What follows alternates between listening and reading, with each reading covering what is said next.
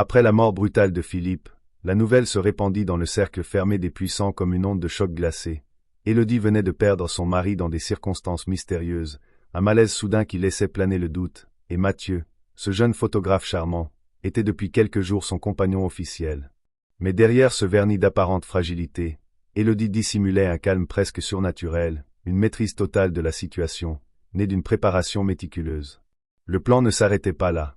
Car même si Philippe était mort, ses héritiers, ses associés, ses avocats commençaient déjà à fouiner, à creuser, à chercher la moindre faille dans ce château de cartes parfaitement construit.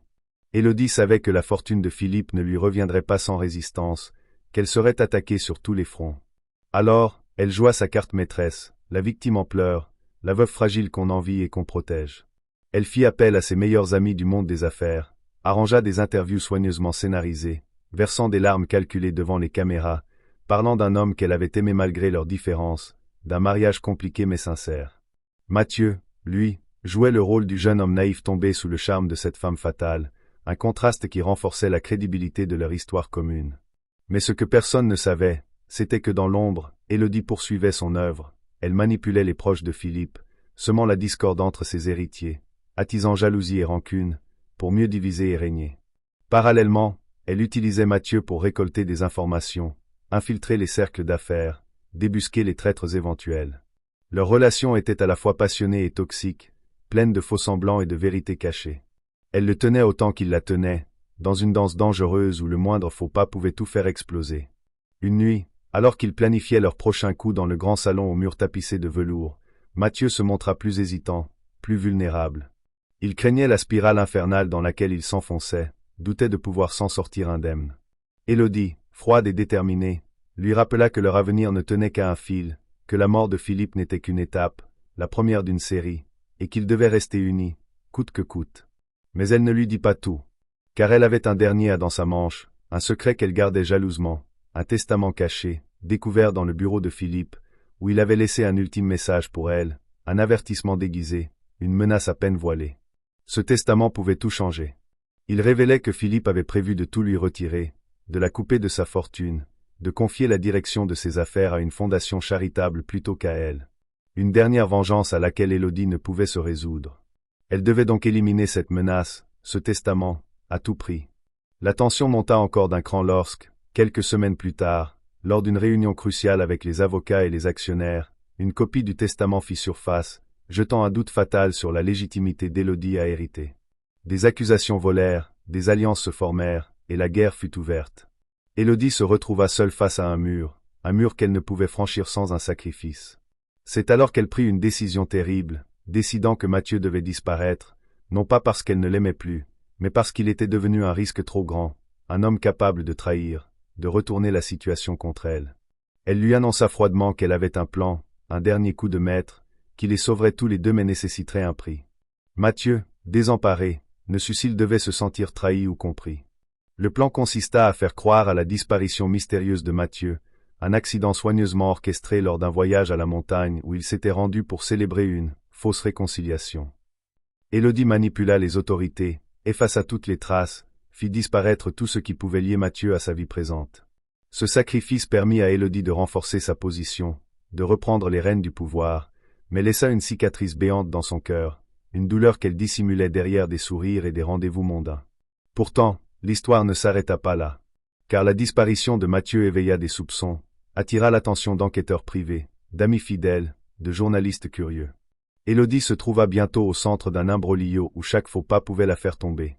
Elle dut redoubler de vigilance, jouer sur plusieurs fronts, utiliser ses charmes, son intelligence, et une froideur implacable pour garder le contrôle.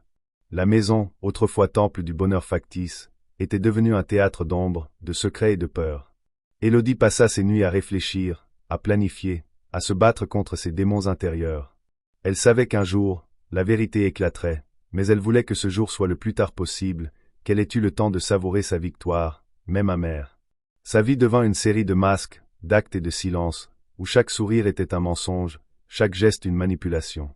Jusqu'au jour où, dans un moment d'égarement, elle croisa le regard d'un homme qu'elle avait oublié, un homme qui détenait une pièce maîtresse du puzzle, un témoin silencieux de son passé, une clé pour tout détruire. Ce regard fit vaciller tout son empire, réveilla les fantômes de ses choix, de ses crimes. Élodie comprit alors que son plan mortel pour les deux hommes en Philippe et Mathieu était aussi sa propre condamnation, une spirale infernale dont elle ne sortirait jamais vivante.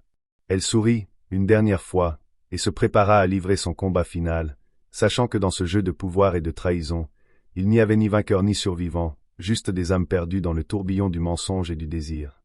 Élodie, désormais maîtresse absolue de son destin, sentait chaque jour un poids plus lourd peser sur ses épaules, comme si le fantôme de Philippe et l'ombre de Mathieu dansaient autour d'elle, spectres invisibles qui ne la laissaient jamais tranquille. Elle vivait dans cette immense demeure comme dans une cage dorée, chaque pièce résonnant des échos d'un passé dont elle voulait pourtant s'émanciper. Les soirées, qui jadis étaient des moments de fête, étaient devenues des scènes soigneusement orchestrées, où Élodie jouait le rôle de l'héritière éplorée et puissante, entourée d'une cour d'alliés parfois sincères, souvent intéressés. Mais dans ce théâtre, chaque sourire était un mensonge, chaque regard un défi.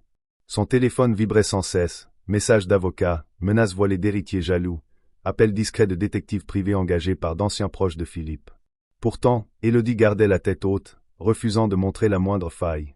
Ce fut dans ce contexte de tension qu'elle reçut un message anonyme, une photo prise à son insu, Mathieu vivant, en apparence, mais dans un lieu qu'elle ne connaissait pas. La panique s'empara d'elle, un froid glacial parcourut son échine. Était-il vraiment en vie? Avait-il trahi leur pacte? Le doute la rongea, réveillant en elle une peur qu'elle croyait maîtriser depuis longtemps. Elle commença à enquêter à son tour, fouillant dans les réseaux, engageant des espions, déterrant les moindres indices. Plus elle avançait, plus le voile se déchirait sur une réalité qu'elle ne pouvait contrôler. Mathieu n'était pas seulement vivant, il complotait à son tour, jouant sa propre partie, cherchant à renverser la reine qu'elle était devenue. Cette trahison possible alluma en Élodie une rage sourde, une détermination féroce. Elle se souvint des promesses murmurées, des serments échangés dans la pénombre, et comprit que leur histoire, née d'un désir commun de pouvoir, allait les détruire tous les deux. Elle décida alors d'agir sans attendre, préparant une dernière confrontation, un piège parfait qui mettrait fin à ce jeu macabre. Mais la tension grandissait aussi dans son propre camp. Certains alliés, inquiets de son instabilité apparente, murmuraient, cherchaient à s'en éloigner, voire à la trahir. Élodie savait que sa chute pouvait venir de n'importe où, et sa paranoïa s'intensifia. Elle commença à se méfier de tous, isolant peu à peu ceux qui l'entouraient, y compris ceux qui l'aimaient sincèrement, ou du moins, qui croyaient le faire. Dans cette solitude choisie, elle trouva une étrange forme de force, mais aussi une douleur nouvelle, plus profonde, celle d'une femme qui avait tout perdu, même son propre reflet. Lors d'une nuit d'insomnie, elle revint dans la bibliothèque, là où tout avait commencé, où Philippe avait découvert son secret, où Mathieu avait scellé leur destin. Elle caressa les livres anciens, les photographies jaunies, et pensa à ce qu'elle avait sacrifié pour ce jeu de pouvoir. Dans un souffle, elle murmura leur nom, celui des deux hommes qui avaient marqué sa vie, avant de se préparer à la dernière étape, celle qui effacerait toute trace, toute faille, et la placerait définitivement en reine incontestée d'un empire bâti sur la mort et la trahison. Mais au fond d'elle, une part fragile, presque enfantine, espérait encore un miracle, une échappatoire à ce cycle infernal. Car malgré tout, Élodie restait humaine, vulnérable, et plus que tout, elle désirait la paix, une paix qu'elle savait désormais inaccessible, prisonnière à jamais de son propre plan mortel.